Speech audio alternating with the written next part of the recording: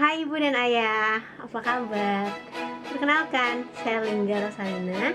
Saya seorang baby wearing consultant atau konsultan menggendong bayi dan anak. Nah, mungkin Ibu dan Ayah masih ada yang bingung. Jenis gendongan apa ya yang cocok untuk bayi yang baru lahir? Nah, sesi kali ini saya akan berbagi macam-macam gendongan untuk bayi baru lahir.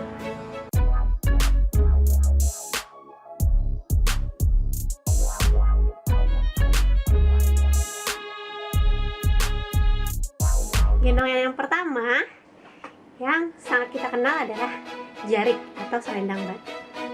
Nah, jarik selendang batik ini adalah gendongan tradisional Indonesia. Ini panjangnya biasanya 2-2,6 meter, tergantung dari produsennya. Bahan yang perlu kita cari adalah yang 100% katun, karena itu akan terasa nyaman bagi bayi dan juga bagi kita. Tutorial untuk menggendong dengan jarik nanti saya sertakan di deskripsi ya. Lalu yang kedua ada ring sling. Ring sling ini ada 2 ring di salah satu ujung gendongannya, ujungnya. Lalu yang perlu kita perhatikan adalah ringnya pastikan tidak ada celah sama sekali. Lalu juga tidak ada sambungan dan dia bulat sempurna. Serta didesain khusus untuk gendongan, karena gendongan fungsinya menahan beban anak kita. Jadi sangat penting untuk keselamatan bayi kita.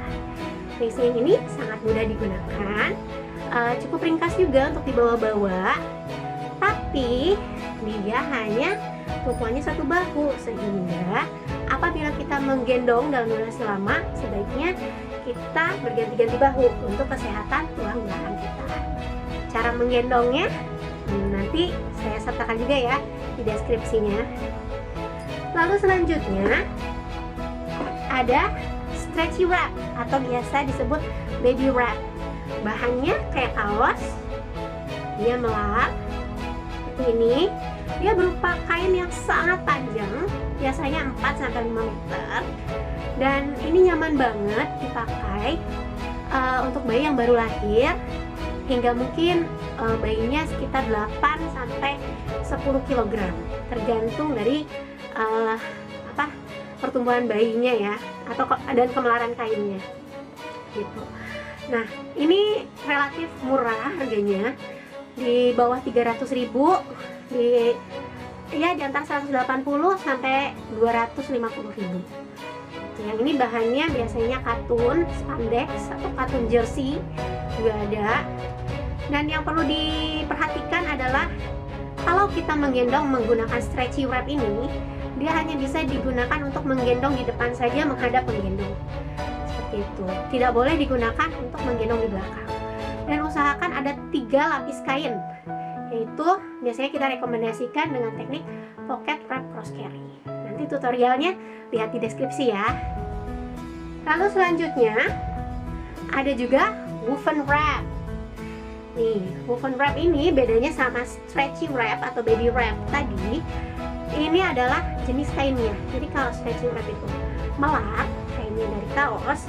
Kalau woven wrap dia nggak melar, dia dari kain tenun. Woven wrap ini juga panjangnya sama, ada macam-macam panjangnya, dari 2,7 meter, 2,8 meter gitu ya, sampai 5,2 meter, 5,6 meter, ada ukuran-ukurannya. Biasanya orang memulai dengan ukuran 5, 4,2 meter atau ukuran 6, 4,6 meter. Itu biasanya kita sebut dengan base size. Lalu woven wrap ini sangat mungkin agak sulit digunakan, perlu latihan untuk menggunakannya, tapi ini sangat nyaman sekali digunakan. Bisa dipakai dari bayi baru lahir sampai toddler, sampai preschooler gitu ya. Jadi terpakainya sangat lama. Cuman dan tekniknya sangat banyak. Dia bisa dipakai di depan, di samping, gendong belakang gitu. Tapi ya perlu latihan untuk menggunakannya, dan tekniknya itu sangat tidak terbatas.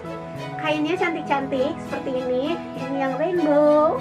Lalu ada macam-macam motif lainnya. Mungkin yang di belakang saya ini macam-macam juga. Jadi kalau misalnya ibu-ibu yang suka kain berwarna-warni yang cantik-cantik gitu ya, seperti ini, cantik-cantik banget, itu mungkin akan cocok dengan woven bud seperti itu. Nah, nanti tutorialnya juga nanti saya kasih di deskripsi ya. Lalu selanjutnya ada gendongan soft structure carrier atau biasa disebut gendongan ransel. Nah, si gendongan ransel ini yang lama ini adalah ukuran standar. Biasanya kalau untuk bayi baru lahir kita harus beli infant insert seperti ini. Masing-masing brand punya jenis infant insert tersendiri. Jadi sebelum bayinya masuk ke dalam gendongan, bayinya harus ditidurkan di infant insert ini, masukkan ke infant insert, baru ditempelkan ke dalam gendongan. Fungsinya apa? Karena soft structure carrier yang standar ini masih terlalu besar untuk bayi baru lahir. Jadinya dia akan tenggelam. Nah, agar tidak tenggelam dan tertopang dengan baik bayinya, maka gunakan infant insert. Lalu yang sekarang lagi in banget adalah soft structure carrier yang bisa di-adjust. Jadi nggak perlu lagi deh infant insert ini, kita lupakan gitu ya. Nah, ini salah satu brand lokal juga, soft structure carrier adjustable yang bisa diatur body panelnya. Jadi nggak takut lagi kegedean buat bayi baru lahir. Bawahnya ada untuk mengatur lebar body panel sehingga dia bisa dibesarkan atau dikecilkan. Juga tinggi dari body panelnya. Makanya dia bisa dipakai untuk bayi baru lahir sampai toddler, biasanya 3-4 tahun. Jadi memang relatif lebih lama pemakaiannya, dari bayi kita baru lahir sampai dia mungkin udah nggak mau lagi digendong gitu ya. Kadang-kadang kan toddler juga masih pengen digendong seperti ini ya. Jadi dia bisa sangat kecil.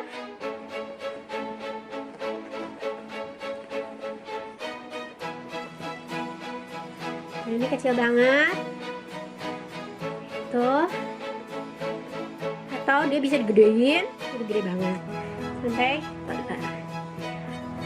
Oke, gendongan yang terakhir untuk bayi baru lahir ini adalah Mehdai. Gendongan ini memang tidak terlalu populer di Indonesia, tapi ada. Gendongan ini merupakan gendongan dari negeri Tiongkok, dan ini adalah asal mula inspirasi dari soft structure carrier. Jadi kalau soft structure carrier itu bawahnya kita pakai buckle, sementara ini pakai tali gitu ya. Lalu yang bisa dipakai itu apabila bagian bawahnya bisa diserut atau dikecilkan sehingga bayi bisa masuk dan terasa mendekat seperti itu. Ini juga sangat nyaman, ada 2 tumpuan kanan dan kiri, nanti ada gambarnya seperti apa.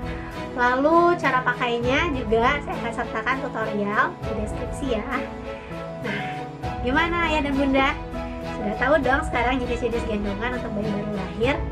Masih bingung nggak? Nah, kalau misalnya masih bingung, lihat-lihat dulu tutorialnya. Kira-kira mana yang paling gampang untuk ayah dan bunda gunakan untuk menggendong bayi baru lahir. Oke, semoga bermanfaat ya, dan happy baby wearing.